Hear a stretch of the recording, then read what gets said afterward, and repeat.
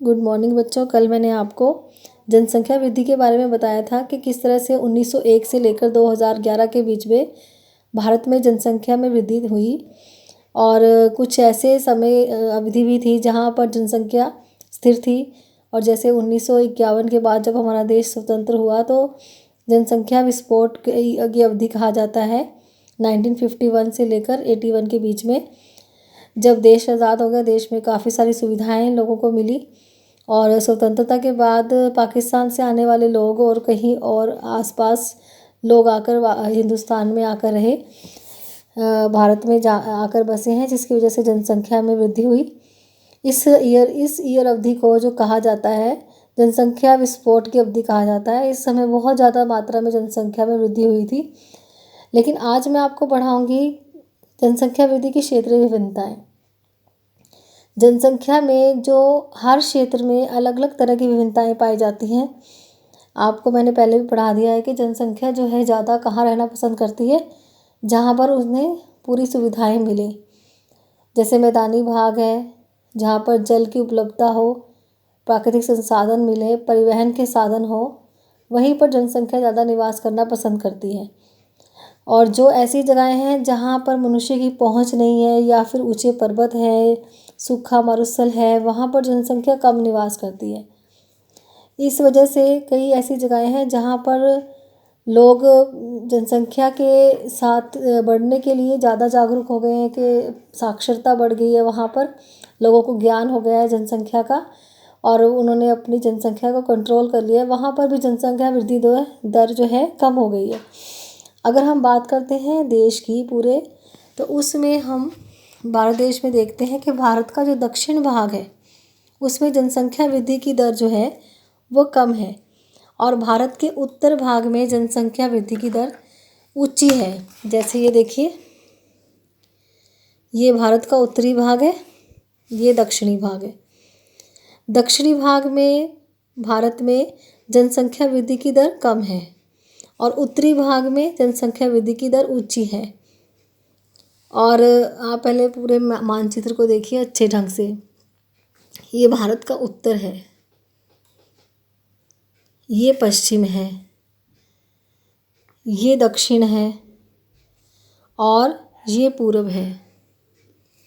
ये चारों दिशाएं हैं। इस दिशाओं के अनुसार आप भारत में जब भी कोई चीज़ पढ़े, भारत के अनुसार उसको दिशाओं के आधार पर लिखा जाता है बुक में, और मैं भी आपको दिशाओं के आधार पर ही बताऊंगी। तो आपको ये बताना चाहिए कि उत्तर वाला भाग की बात हो रही है तो ये ऊपर के भाग की बात हो रही है।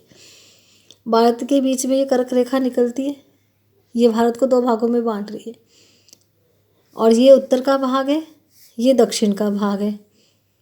ये दक्षिण भारत की बात हो रही है तो यहाँ पर इन जगहों की बात हो रही है, जिसमें गोवा है, केरल है, तमिलनाडु है, आंध्र प्रदेश है, उड़ीसा। यहाँ पर जनसंख्या की वृद्धि की दर निम्न है। और उत्तर भारत की बात हो रही है, ये पश्चिम वाला भाग है, इसे कहते हैं उत्तर पश्चिम राजस्थान। और ये उत्तर का भाग है और साथ साथ उत्तर मध्य का भाग है। यहाँ पर जनसंख्या की वृद्धि की दर ऊंची है। पूर्व पश्चिम से पूर्व की ओर जब हम जाते हैं जनसंख्या वृद्धि की दर ऊंची होती है। और ये तो क्षेत्रीय विभिन्नताएं हैं भारत में जो जनसंख्या वृद्धि की दर में पाई जाती हैं। इसके अलावा जो भारत है हमारा, इसमें जनसंख्या वृद्धि का जो एक महत्वपूर्ण पक्ष है वो है किशोरों की वृद्धि। वर्तमान में किशोरों अर्थात 10 से लेकर 19 वर्ष के आयु वर्ग का अंश जो है वो 20% है, जिसमें 52.7 किशोर हैं और 47.3% किशोरियाँ सम्मिलित हैं। किशोर और किशोरियाँ, इनकी संख्या जो है भारत में, इनका जो अंश है वो है 20% पूरे भारत की जनसंख्या में। किशोर जनसंख्या ये उच्च संभावनाओं के युक्त युवा जनसंख्या समझी जाती है। मतलब इसके अंदर ये कहा जाता है जो युवा होते हैं वो अपने समय को बहुत अच्छे ढंग से यूज़ करें तो वो देश की अर्थव्यवस्था के लिए बहुत कुछ कर सकते हैं, अपने भविष्य के लिए और देश के भविष्य के लिए। लेकिन अगर ये अपने काम को सही ढंग से करते रहें, यदि उन्हें समुचित ढंग से मार्गदर्शित किया जाए और दिशा निर्देशित किया जाए, तब वो देश के लिए भी कुछ कर सकेंगे और अपने लिए भी कुछ कर सकेंगे। यदि इनको सही ढंग से मार्गदर्शित किया जाए और अपने समय को सही ढंग से ये यूज़ करें, तो ये देश की अर्थव्यवस्था के लिए और अपने लिए बहुत कुछ कर सकते हैं। लेकिन समाज में इस समय अनेक ऐसी चुनौतियां हैं जिसकी वजह से ये युवा जो है इस समय बुरी संगति में जा रहे हैं। कुछ जगहों पर अभी ऐसा भी है कि जो लड़कियां हैं उनकी शादी की जो आयु है अभी भी निम्न है और उनको पढ़ाया नहीं जा रहा। लड़कियों को पढ़ाने के लिए मना कर दिया जाता है, जिसकी वजह से वो घर पर ही रहती हैं, पढ़ती नहीं हैं और वो उनके अंदर पाए जाने वाली कुशलता को दबा दिया जाता है। और कई जगहों पर ऐसा है कि लोग जो ये युवा लोग हैं ये गलत संगति में पड़ जाते हैं और अपने समय का दुरुपयोग करते हैं, मदिरा का सेवन करते हैं, कई तरह के अपराध करते हैं, जिसकी वजह से वो कुछ भी नहीं कर पाते। लेकिन सरकार के द्वारा इन युवाओं के लिए, इन युवाओं के दर्शन के लिए अनेक ऐसी नीतियां बनाई गई हैं जिससे इनका अच्छे ढंग से विकास हो सके। जैसे एक है राष्ट्रीय युवा नीति, जो फरवरी 2014 में बनाई गई थी। ये नीति भारत के युवाओं के लिए एक समय दूरदर्शी प्रस्ताव रखती है। इसमें ये बताया गया है कि इस नीति के अनुसार युवाओं को आगे बढ़ने के मौके दिए गए हैं। उनके अंदर जितना उनके अंदर कुछ क्षमता है उस क्षमता को निखारा गया है इस नीति के अनुसार, ताकि वो अपने अंदर पाए जाने वाली क्षमता को देख सकें। इसके अलावा 2015 में एक कौशल विकास नीति बनाई गई जिसका उद्देश्य है घर में ही हो चाहे देश भर में हो रही कौशल से संबंधित गतिविधियों के लिए एक रूपरेखा प्रदान करती है। जो भी युवा देश में पाए जाते हैं, जो भी हैं युवा देश में, उनके अंदर पाए जाने वाली कुशलता को बाहर निकाला जाता है और ऐसी गतिविधियां उनसे करवाई जाती हैं ताकि उनके अंदर पाए जाने वाले कौशलों को देखा जा सके। और इस तरह से सरकार के द्वारा कई तरह के कार्य किए जाते हैं जिससे उन युवाओं का विकास हो सके। नेक्स्ट हमारा टॉपिक है जनसंख्या संगठन। जनसंख्या संगठन मतलब जनसंख्या के अंग। जैसे हमारे शरीर के अंग हैं, हमारे हाथ पैर हैं, नाक है, इनके साथ हमारा शरीर बनता है, शरीर की संरचना होती है।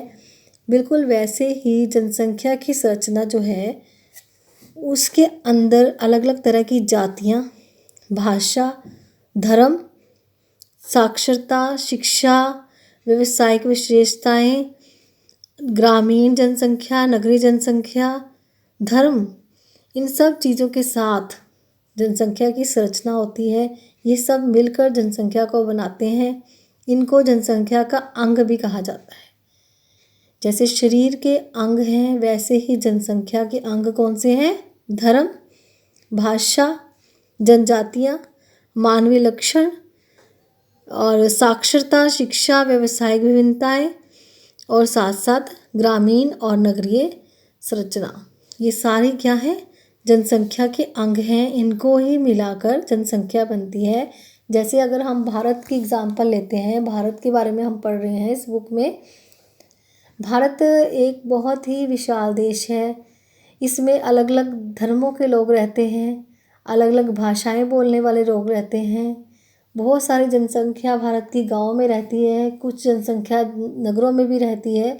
तो ये सब जनसंख्या मिलाकर, सब लोग मिलकर भारत की जनसंख्या बनाते हैं। यही भारत की जनसंख्या की संरचना है। अब यहाँ पर हम लोग पढ़ेंगे, सबसे पहले पढ़ेंगे ग्रामीण जनसंख्या। भारत के बारे में आप जानते ही हो कि भारत जो है वो कृषि प्रधान देश है।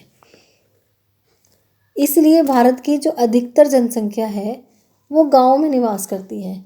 अगर हम देखें भारत की कुल जनसंख्या को, उसका 68.8 भाग जो है प्रतिशत भाग गांव में रहता है अधिकतर लोग गांव में रहते हैं। भारत में जो गांव हैं उनकी संख्या 6,40,867 है। और इसकी वजह से ये जो गांव हैं बसे हुए हैं। और इसके अलावा भारत में बिहार और सिक्किम में ज़्यादा गांव हैं।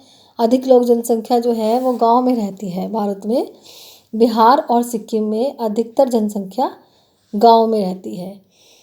और बाकी 68.8 के अलावा जो बाकी 31.16% जो है यहाँ पर नगर है। ग्रामीण जनसंख्या क्या होती है, नगरीय जनसंख्या क्या होती है? गांव में रहने वाली जनसंख्या को ग्रामीण जनसंख्या कहते हैं और शहरों में रहने वाली जनसंख्या को नगरीय जनसंख्या कहते हैं। भारत में लोग गांव में इसलिए रहते हैं क्योंकि अधिकतर यहाँ पर कृषि होती है। लेकिन धीरे धीरे क्या हो रहा है, नगरों की संख्या भी बढ़ती जा रही है। क्यों बढ़ती जा रही है? क्योंकि लोगों को नगरों में बहुत सारी सुविधाएं मिल रही हैं, जिसकी वजह से लोग गांव छोड़कर नगरों में आके रह रहे हैं। इसलिए नगरीय जनसंख्या बढ़ती जा रही है। लेकिन नगरीय जनसंख्या बढ़ने के बाद इससे प्रतिकूल प्रभाव भी पड़ता है, अनुकूल प्रभाव भी पड़ता है। प्रतिकूल प्रभाव, नगरों में बहुत सारा प्रदूषण बढ़ रहा है। अनुकूल प्रभाव, लोगों को रोज़गार के अवसर ज़्यादा मिल रहे हैं, रहने की सुविधाएं ज़्यादा मिल रही हैं। इस तरह से मैंने आपको कुछ नोट्स भेज रही हूँ, जिसके अंदर जो मैंने अभी तक आपको पढ़ाया है उसके बारे में मेन पॉइंट्स बनाकर मैंने उसको लिखा है, नोट्स बनाए हैं आपके लिए। आप उसे अच्छे ढंग से पढ़ें और इस वीडियो को देखें और समझें और उन नोट्स को भी पढ़ें। फिर उसके जो क्वेश्चंस मैंने आपको दिए हैं, इन क्वेश्चंस को सॉल्व करने की कोशिश करें। यदि आपको कोई प्रॉब्लम आती है फिर आप मेरे से पूछें। पहले आप वीडियो भी देखें, नोट्स भी पढ़ें, फिर क्वेश्चन के आंसर दें ताकि आप सही ढंग से कर सकें। और बाकी मैं इसके आगे वाला आपको अगले वीडियो में पढ़ाऊँगी। यहाँ तक का काम आप कंप्लीट करें। आप अच्छे से समझें इस लेसन को, वीडियो को सही ढंग से देखें। आपको मैंने बुक की लिंक दी थी, उस लिंक के साथ आपने बुक को लोड कर लेना था ताकि आप 1 बाय 1 लेसन को मेरे साथ पढ़ें। ठीक है बेटे? ओके।